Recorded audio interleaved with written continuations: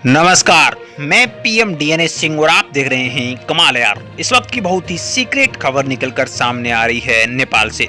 जी हाँ दोस्तों, नेपाल इन दिनों काफी ज्यादा अलग सा दिखाई दे रहा है और वो अपने विकास की जो पहले वाले स्तर थे उससे ऊपर कुछ करने की सोच रहा है। इसलिए वो पहले वाले सारे के सारे कंपनीज को धकेल रहा है दूर और इसकी जगह पर कुछ नए कंस्ट्रक्शन और कुछ नए यहाँ पे फ्रेंड ला रहा है उन कंपनियों को या फिर उन प्रोजेक्ट को हैंडल करने के लिए। दोस्तों, नेपाल का रुख अब यहाँ पे बदला हुआ दिखाई दे रहा है कुछ देशों के लिए, और कुछ देशों के लिए फ्रेंडशिप का हाथ भी बढ़ाने की ओर है। अगर बात करें नेपाली आर्मी की, तो वो भी कई तरह के काम शुरू कर चुकी है और इसके साथ साथ बहुत सी उच्च स्तरीय मीटिंगों का भी काम कर रही है। तो इसी के बारे में हम इस वीडियो में पूरी जानकारी लेने वाले हैं, तो वीडियो के अंत तक बने रहिए। और अगर आप चैनल पे नए हो तो चैनल को सब्सक्राइब करके बेल आइकन भी दबा लीजिए ताकि आपको अगला अपडेट भी सबसे पहले मिल सके। चलिए वीडियो शुरू करते हैं।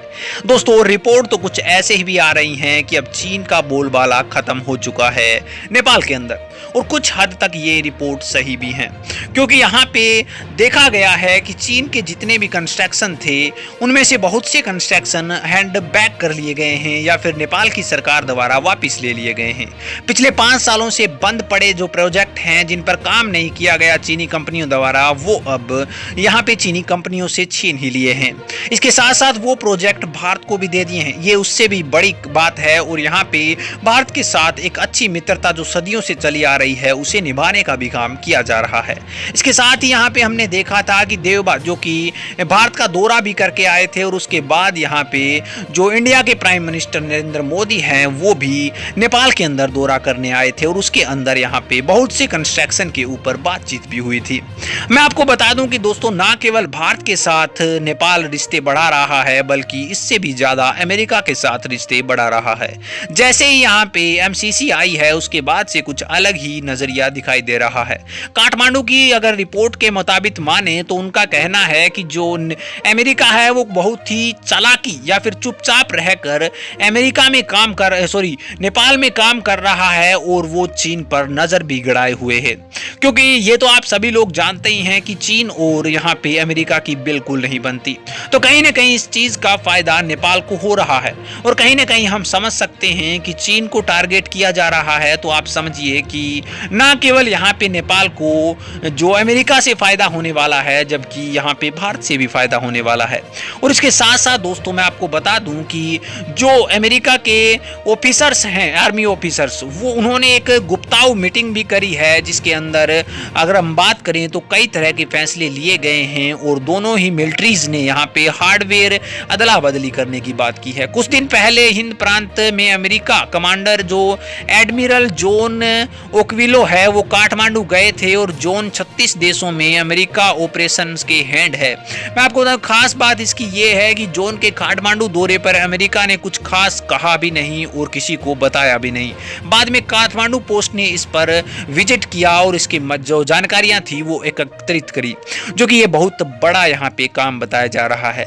पिछले हफ्ते हमने देखा था कि अमेरिकी अंडर यहाँ पे सेक्रेटरी उजारा जेया समेत लीन ने यहाँ पे अफसरों के गुपचुप नेपाली यात्रा की, और इसके अंदर 2017 में अमेरिकी ने नेपाल को $500 मिलियन की जो मदद की थी उसके ऊपर और बड़ी बातचीत और आगे और बड़े कंस्ट्रक्शन लाने की भी बातचीत करी है।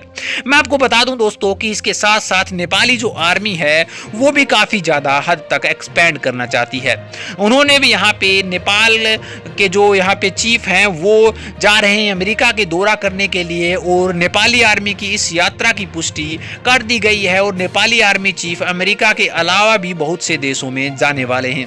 जैसा कि हमने बताया था कि फ्रांस के साथ मिलकर अपनी आर्मी पावर को बढ़ाने की जो बातें हैं वो चल रही हैं, और इसके साथ साथ यहाँ पे कई ऐसे देश जिसकी आर्मी के या फिर ऐसे कहें कि जो ऐसी चीजें होती हैं जो कि हमारे से डिफरेंट हैं वो चीजें लेने की कोशिश की जा रही हैं।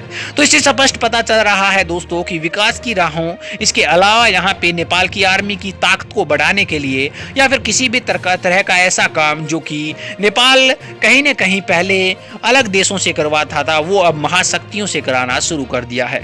अमेरिका जो कि एक महाशक्ति है और उसके साथ अगर हाथ मिलाया जाए तो आप सोच सोच सकते हैं कि कितना फायदा हो सकता है। कहीं ना कहीं दोस्तों ये फायदा नेपाल को इसलिए भी हो रहा है क्योंकि पास में चाइना है। चाइना का भी हमें जिक्र करना जरूरी है क्योंकि अमेरिका सिर्फ और सिर्फ शायद चाइना के लिए ही ऐसा काम कर रहा है। वो तो अलग बात है कि उनकी क्या सोच है, लेकिन जहां तक आंकड़े हमें दिखाते हैं उसके हिसाब से कुछ खास रीजन यही नजर आता है। इसके बारे में आपकी क्या राय है, अपने विचार कमेंट सेक्शन में जरूर लिखिए। चलिए आज के लिए इतना रखते हैं, आगे कोई नया अपडेट मिलता है तो फिर आपके सामने हाजिर होंगे। तो वीडियो लाइक कीजिए, शेयर कीजिए और अगर आप चैनल पर नए हों चैनल को सब्सक्राइब